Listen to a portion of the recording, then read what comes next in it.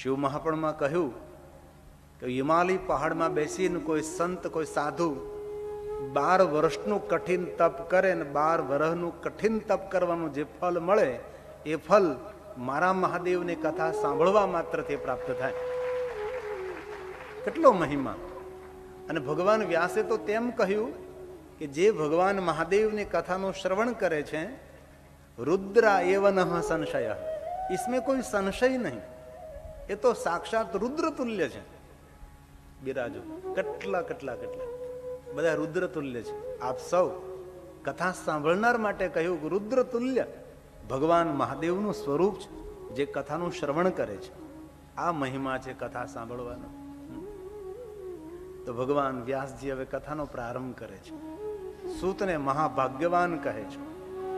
સૂત સૂત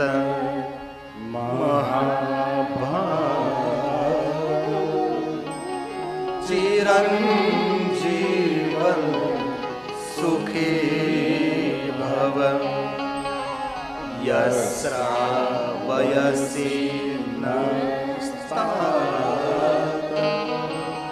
શંકરો પરમા કથા શંકરો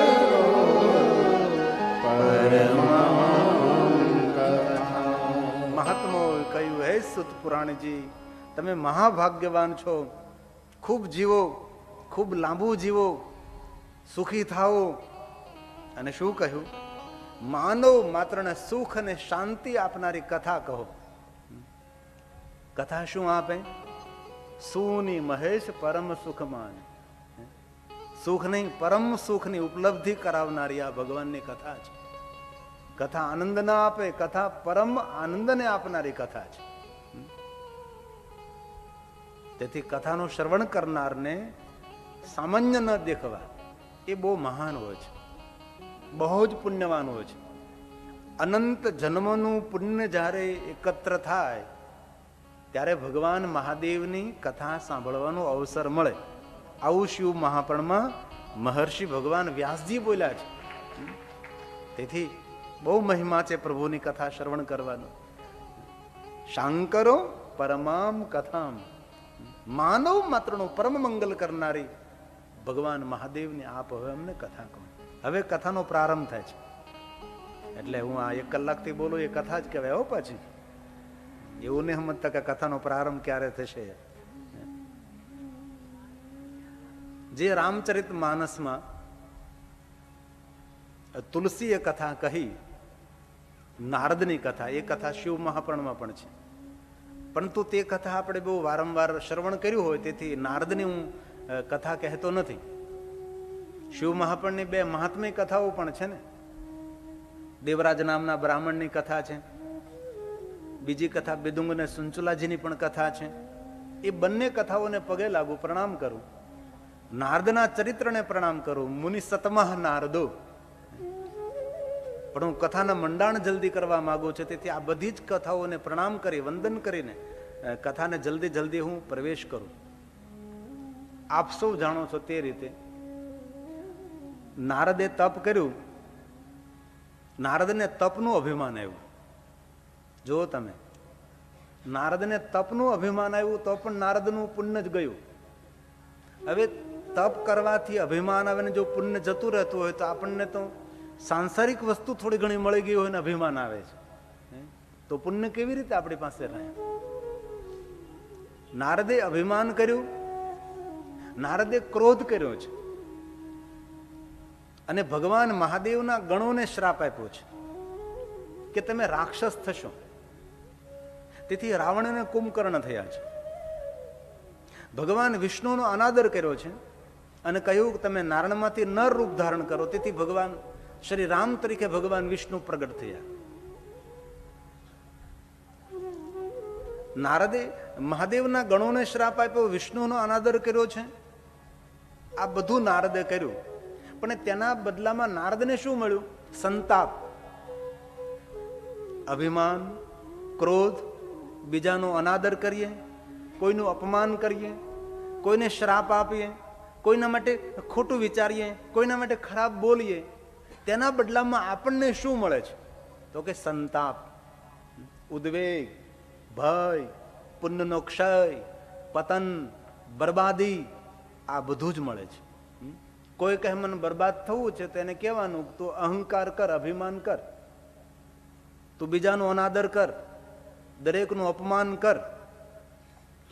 સ્વયંસેવક બહેનોને મારી પ્રાર્થના છે, 2 બહેનો ઉભા રહ્યો, જેથી કરીને આ પાઠ ખાલી છે તો કોઈને જગ્યા ગોતવી ન પડે. એમ પેલા ગેટ ઉપર 2 બહેનો ઉભી રહી જવું ને માર્ગદર્શન કરું, ભાઈ આ બાજુ ખાલી ત્યાં જતા રહ્યો.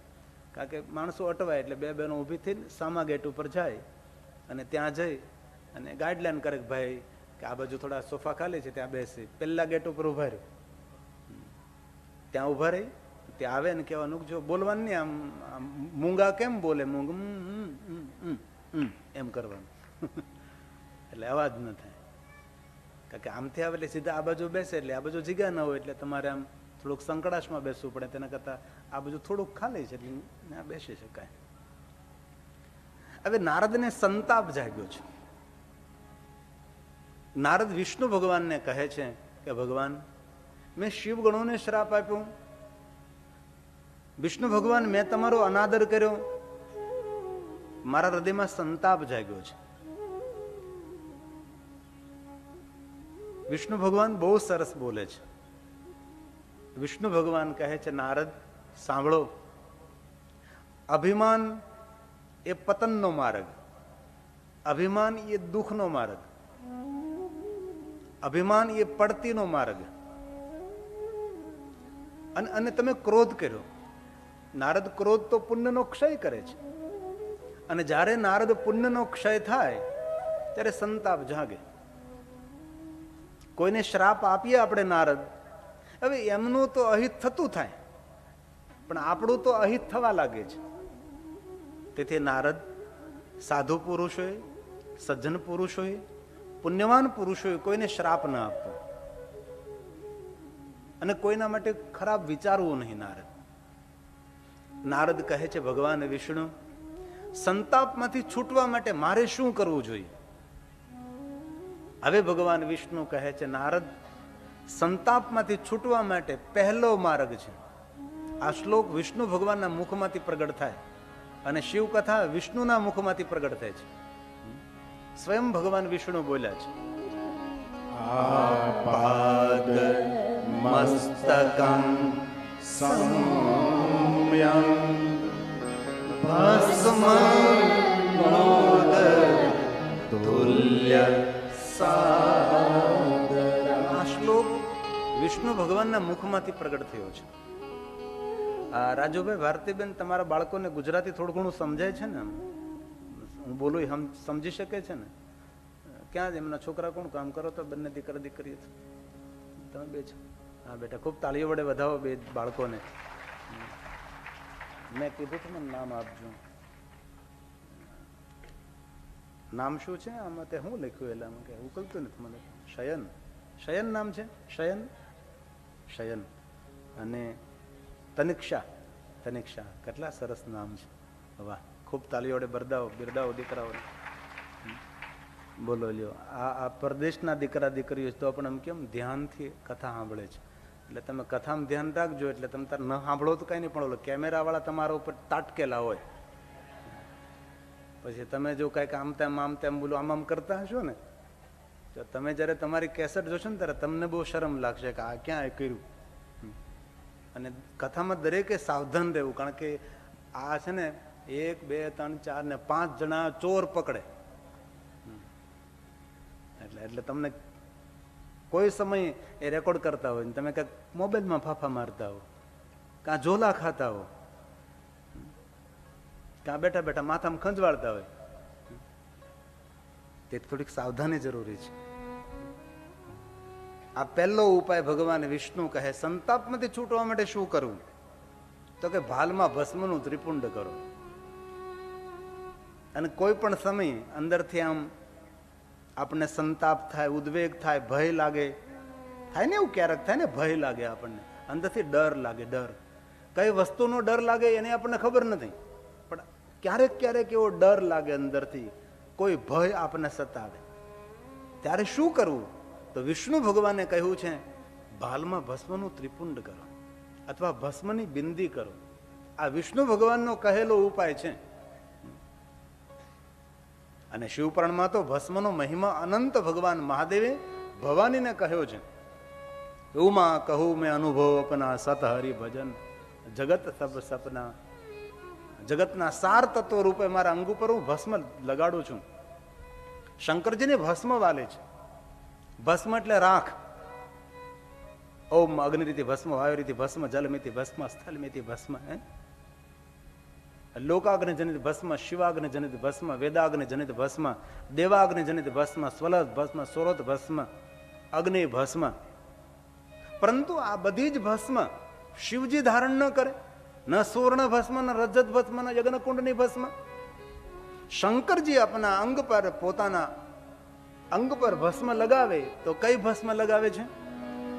સુવર્ણ ભસ્મ નહીં, ચાંદીની ભસ્મ નહીં, કોઈ યજ્ઞકુંડ નહીં તો કોઈ નહીં. શંકર ભગવાન પોતાના અંગ પર ભસ્મ લગાવે છે. પુષ્પદંત બોલે છે, સ્મશાનેશ્વા ક્રીડા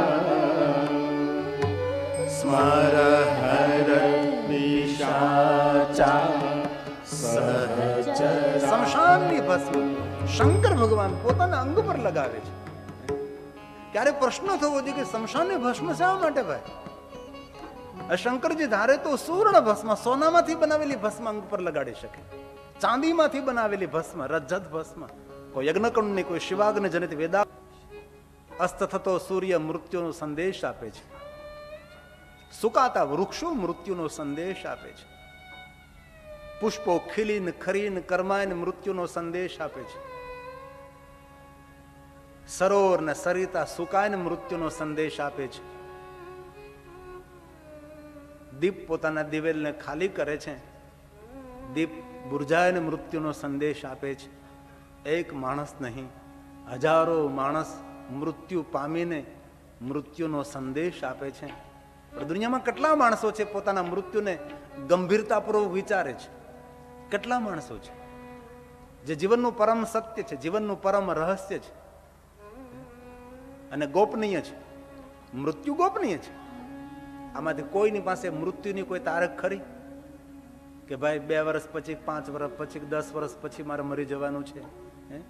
જરૂર આપણે એવો નિર્ધાર કર્યો કે ભાઈ 80 કે 85 કે 90 કે 100 વર્ષ પછી આપણે મરવાના છીએ. પણ એ મૃત્યુને ગંભીરતાપૂર્વક લેનારા અને મૃત્યુને ગંભીરતાપૂર્વક વિચારનારા માણસો કેટલા છે? બહુ જોજ, બહુ ઓછા માણસો છે.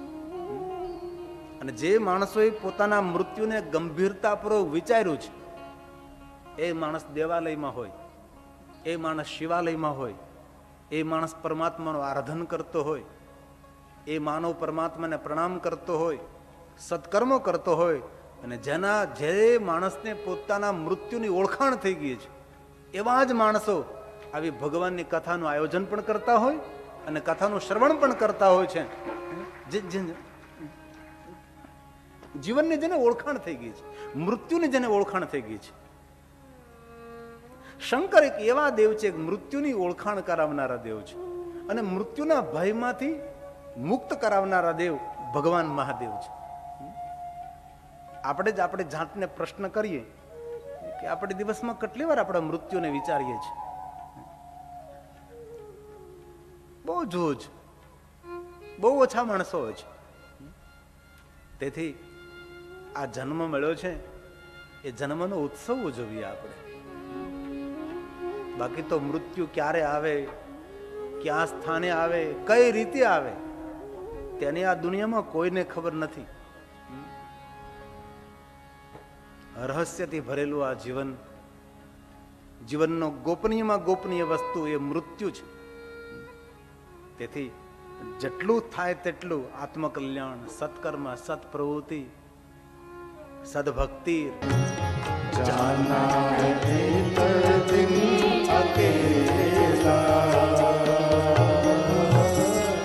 ભજન તું કરે શિવ કા, ભજન તું કરે શિવ કા, भजन तो कर शिव बोलिए साथ में। आया जो जन